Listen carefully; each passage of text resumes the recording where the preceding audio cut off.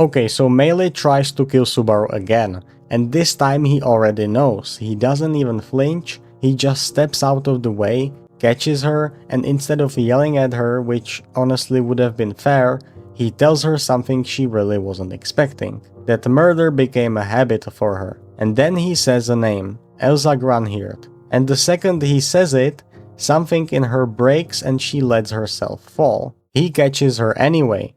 And there is this one line that stuck with me more than the fall itself, honestly. She says she doesn't want to lose Elsa, not the assassin, someone else in her own memory.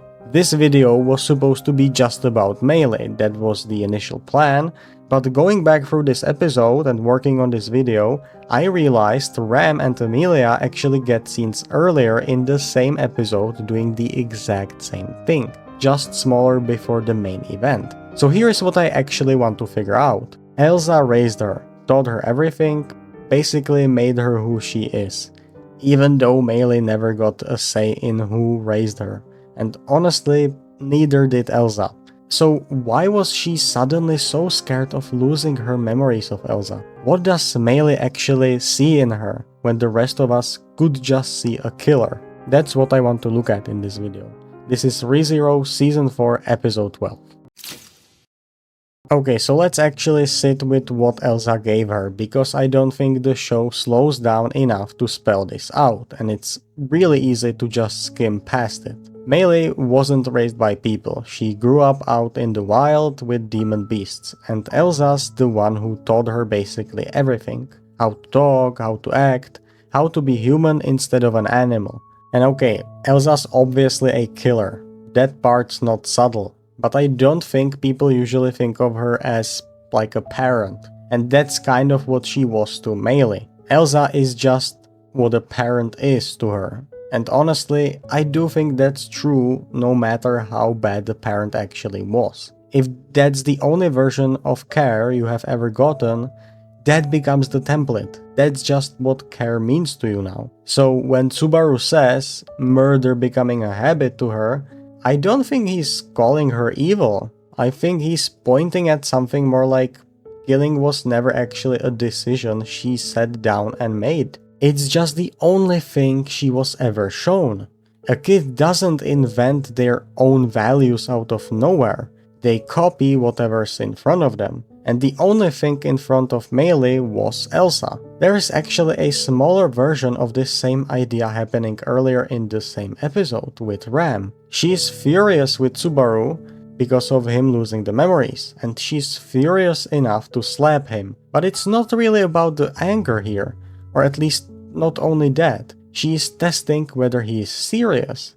And I'm gonna be honest, I really enjoyed this back and forth between them, because before this, Subaru was kind of lost for words when Ram got like this. He couldn't really hold his own against that anger, but in this episode he finally does. He matches her with the same passion, the same determination, and that's what actually gets through to her. That's what converts Ram back. It's a way smaller moment than what happens with Meili later, obviously, but it's kind of the same question underneath if you think about it. Can something that starts out ugly, anger, distrust, force, still turn into something real? And I think we can answer this with Ram, Meili, and later Emilia. But we'll get to Emilia eventually. The next thing I want to look at is what Elsa actually was to Meili. Okay, so here's the thing about Elsa. I think I was one of the few people who actually forgot this, if I'm honest. I just assumed she raised Meili because she wanted to, like there was some hidden soft spot in her and Meili just happened to be it. But when I was doing the research for this, and this is the part where I genuinely felt like dumb for forgetting, Elsa didn't choose to go get Meili. She was ordered to, by Capella.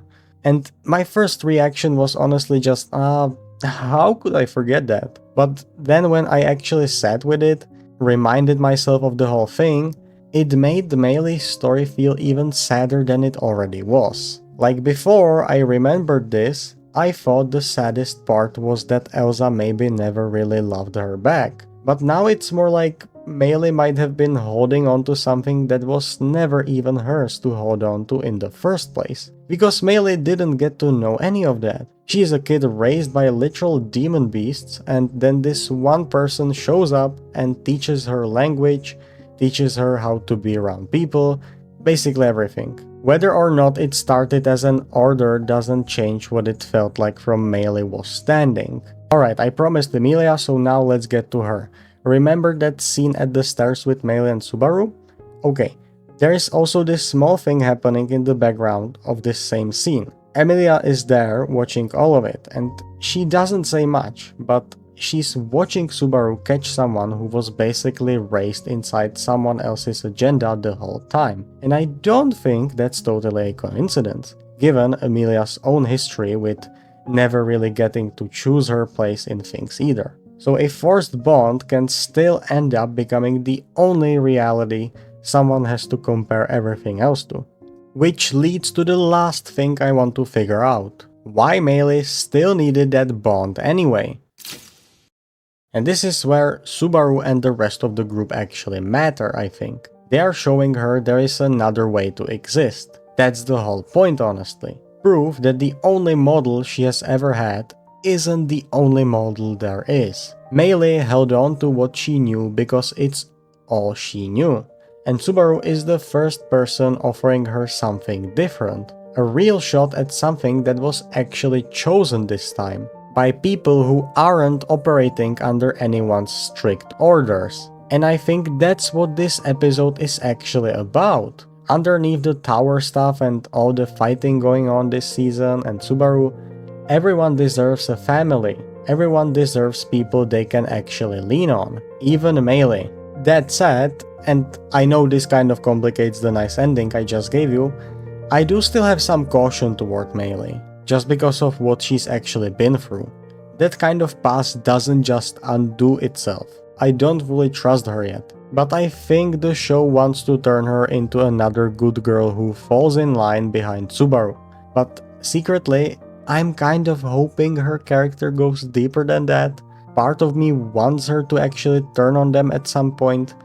I think that would make her a much more interesting character overall, but if I'm honest, I don't think that's gonna happen. Did I miss something in this episode? What did you catch about this scene? About Meili, Ram, Emilia? Any of it that stuck with you? Let me know. Thanks for watching, see you in the next one.